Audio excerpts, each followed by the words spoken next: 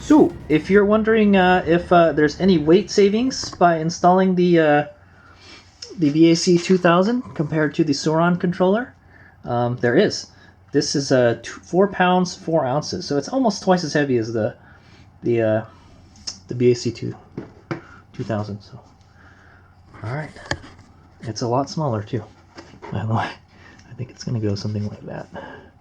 Yeah, it's like half the. It's literally like half the size of the Sur Ron controller. Okay, cool. So we got the controller off. The time is now almost 2000 hours.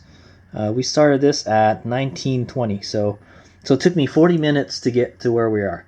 Take the bike apart took 40 minutes. So I'm not gonna lie, there was a lot of screws to take out, man, and like they're just like, and some of them were in like awkward positions and stuff, but I don't really want to go start digging into that rat's nest right there, man. So the previous owner, they had installed a flasher relay on this and everything, and tail lights and everything. And for some reason, my brake lights don't work anymore, and I've never got them to work ever since. So I just have like some running lights now. So, but yeah, I couldn't find the connector for this. For this guy, this is a 4-pin connector. I don't know where this connects to. I don't see any 4-pin connectors in there. This might have something to do with the X bike and not the MX bike, because I cannot find this in there at all. Everything in there is a 2-pin connector. So yeah, so I might have to find out what's what. Whoever did the wiring on this bike, I'm saying, man, they did a good job. Like, everything is like tucked up in there, and I really don't want to mess around with it because I don't want my bike to not run anymore, or run properly. Because I've already messed with it before, and it wasn't pretty. It's like, all right, so I'm gonna take a little break, and then we'll start installing the new controller. Actually, I'm gonna do some research on try to figure out where this goes to. Okay, so just in case you want to see a rare scene picture here. It's, well, bam, there we go. So I got the stock Sur Ron MX controller right next to the X-Bike controller right there. Pretty much the same. It pretty much is the same. You really can't tell any difference other than this one has a big X cut into it. Dude, I wouldn't be surprised if they just took one of these controllers, cut an X in it, and then reprogrammed it or something, you know? So I don't know, man. But so here we got the ERT ASI BAC2000 controller right there, and here we got the Sur Ron X bike controller, and then this is a Sur Ron MX Light B controller. So there you go.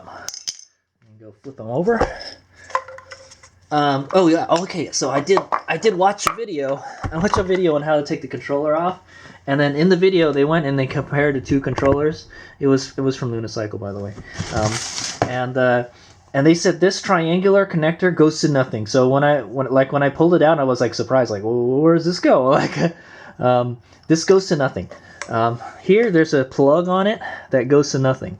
So, but this one is a 4-prong, and this is a 3-prong. So maybe our EP mode switch connects to that. I'm not sure, man, but that's fine. Yeah, they're literally almost the same. 48 to 60 volts. Which one is this one? This is the MX. Okay, yeah. The stickers are slightly different on these. All the markings are pretty much the same. For the most part, they're the same controller. There's really not much way to distinguish both of them other than one of them has an X. And then here we got our ERT controller. Like I said, it's about half the weight and half the size. So, but will it give us more power? We'll find out. We'll find out. Okay, so yeah, I just wanted to share that with you guys before we went and installed the BAC controller. So here's kind of a side picture, side profile of the two. The X controller is a lot dirtier because I've been riding my bike hard. But I've never had this guy fail me, so it's a good controller. Don't hesitate if you wanted to upgrade your Sur Ron MX to a X. Don't hesitate to get it. I've never ran a Sur Ron with a stock MX controller though, so I wouldn't know. But I do like regen. Okay, so time to get started. Okay, so here's some interesting things about my bike. So it looks like the previous owner did the brake cutoff modification because they unplugged these and they just kind of stuck them together.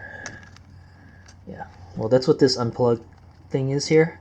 It's for the brake cutoff. So my motor doesn't cut off when I give it brakes. So, which is good. I don't like that. And I heard like people's bike, you get a lot of dead bikes because of that. So it's a good way to do it. What I think the switches are for on this is to activate the brake lights, but I haven't got the brake lights to work on this bike anymore. So I was fiddling around with it one night, and then they just stopped working. So I couldn't figure it out. This is not. I know the wiring on this bike is not. They put everything together really tight in this bike. Okay, so let's go install our BAC2000.